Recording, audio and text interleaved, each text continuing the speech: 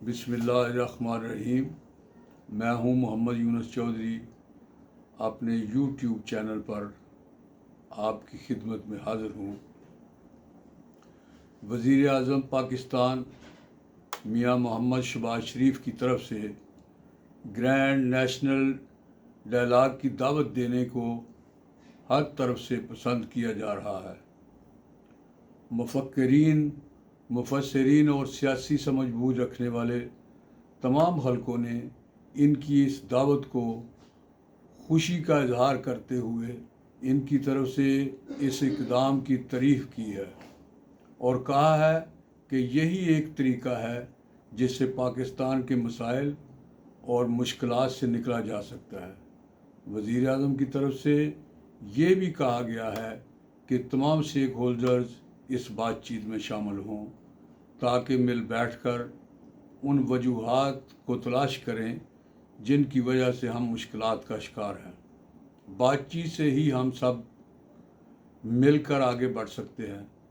अब तमाम stake holders का फ़र्ज़ है कि वो वज़ीर आज़म की इस पेशकश को संजीदगी से लें और अपनी अपनी राय का इजहार करें। बातचीत करना, मिल बैठना कोई बुरी बात नहीं है। हम सब को देखना होगा कि अरसा दराज से हमारी मुल्क की तरक्की क्यों रुकी हुई है। हम आगे जाने की बजाय पीछे जा रहे हैं। कहाँ ख़राबी है, कहाँ रुकावट है। खुले दिल के साथ मुज़ाकरात करें, फिर इत्तफ़ाक और इत्तेहाद से नई राहें तलाश करें। ये मुफाहमत की तरफ एक बड़ा कदम होगा। गो के पहले भी इस तरह की डायलॉग की ज़रूरत पर ज़ोर दिया जाता रहा है, मगर मौजूदा हालात में इसकी ज़रूरत बढ़ गई है क्योंकि इस वक्त सियासत से ज़्यादा रियासत ज़्यादा तवज्जो की मुस्तहिक है।